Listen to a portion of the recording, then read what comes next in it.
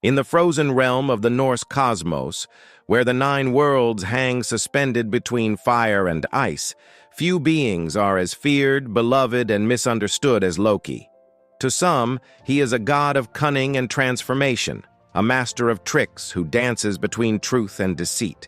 To others, he is the serpent of chaos, the betrayer of gods, and the one who set Ragnarök, the end of all things, in motion. But who is Loki, truly? A hero of the shadows, or the storm that the gods themselves unleashed? To understand Loki is to step into the heart of contradiction. He is not a god of war or wisdom, nor of fertility or harvest. Loki embodies something deeper, the chaos that exists within all order, the unpredictable force that even the gods cannot control. In the beginning, when the cosmos was new and the frost giants still roamed the edges of creation, Loki walked between worlds, unbound by loyalty or law. He was born of the Jotun, the frost giants, beings older than the gods themselves. Yet he lived among the Aesir in Asgard, Odin's chosen realm. This made Loki a paradox from birth, part chaos, part order. Odin saw in him not an enemy, but a reflection. For what is wisdom without madness, or creation without destruction? Loki was clever beyond measure. He could weave words as others wove spells. When the gods needed his wit, they turned to him.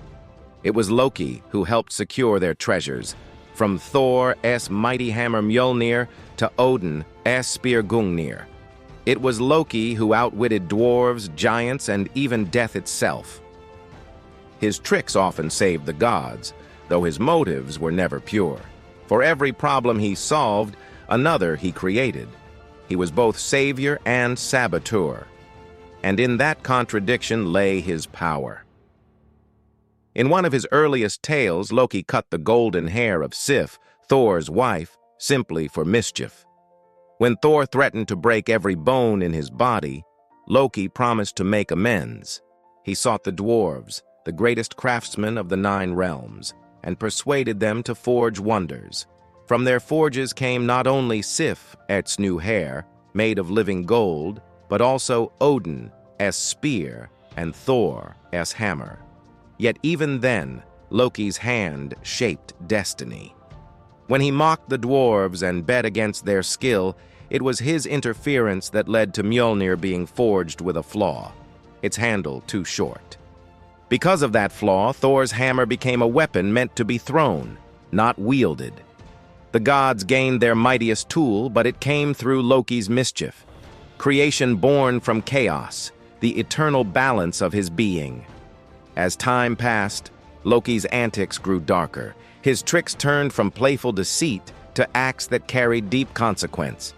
When the goddess Idun was kidnapped and her golden apples of youth stolen, it was Loki who caused the event, and Loki who was forced to fix it. When the walls of Asgard were to be rebuilt by a mysterious mason, Loki's cunning led the gods into a deal they could not keep. And it was Loki who used trickery, turning into a mare, to distract the builder's stallion, giving birth to Sleipnir, Odin's 8-legged horse. Even in his strangest moments, Loki's presence connected everything. He was chaos intertwined with destiny. Without him, the myths of the gods would fall still, for Loki was movement, transformation, and consequence. But there was a turning point, a moment when laughter turned to venom. It came with the death of Baldr, the shining god, the purest among them all. Baldr was beloved by every being, his beauty so radiant that even the world wept for him. When Odin foresaw his son's death, he sent Frigg to make every creature, plant, and object swear an oath never to harm Baldr. All agreed. All except the mistletoe, too small and innocent to be noticed. And Loki noticed. He shaped a dart from mistletoe and gave it to Baldr's blind brother, Hoder, guiding his hand in play. The dart struck true, and Baldr fell dead. The laughter of Asgard died with him. In that moment, Loki crossed the line from trickster to villain. His name became cursed among the gods. When Hel, the ruler of the underworld, refused to release Baldr, Loki's fate was sealed. He fled Asgard, but the gods hunted him down, finding him in a cave. There they bound him with the entrails of his own son, placing a serpent above his face that dripped venom upon him. His wife Sigyn stayed by his side, catching the venom in a bowl. Yet whenever she turned away to empty it, drops fell upon Loki's face, and his screams of pain shook the earth. The Norse said that was the cause of earthquakes.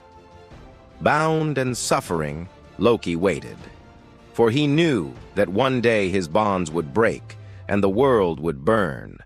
That day was Ragnarök, the twilight of the gods. When the final battle began, Loki emerged from his prison leading the armies of chaos, the giants, the dead, and the monstrous children he had fathered.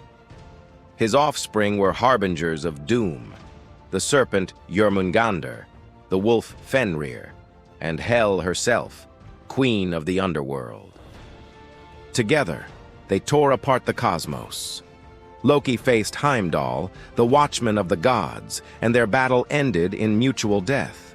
And yet, even in destruction, Loki fulfilled his nature, the breaker of order, the catalyst of renewal. For after Ragnarök, the world was to be reborn. The cycle of chaos and creation continued, as it always had. To the Norse, Loki was not evil in the way later ages understood it. He was not a devil, nor a fallen angel. He was the embodiment of unpredictability, the truth that life itself is not fixed. The harvest depends on rain and storm alike. The gods could no more destroy Loki than they could destroy the wind. In many ways, Loki represented the duality within every soul. He could be charming and cruel, loyal and deceitful, heroic and monstrous, all within the same breath. He was a mirror for humanity's contradictions, our brilliance and our madness entwined. And perhaps that is why his story endures. For Loki's shadow stretches far beyond Norse myth. He is echoed in every culture.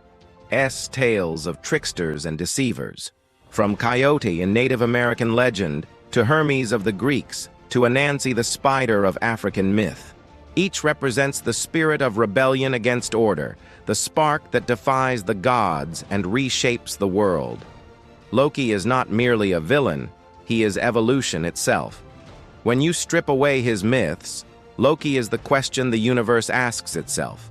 What happens when rules are broken? What emerges when control is lost? In the end, Loki is not a creature to be condemned or worshipped. He is a reminder that in every creation, there must be chaos. In every truth, a lie, and in every ending, the seed of something new.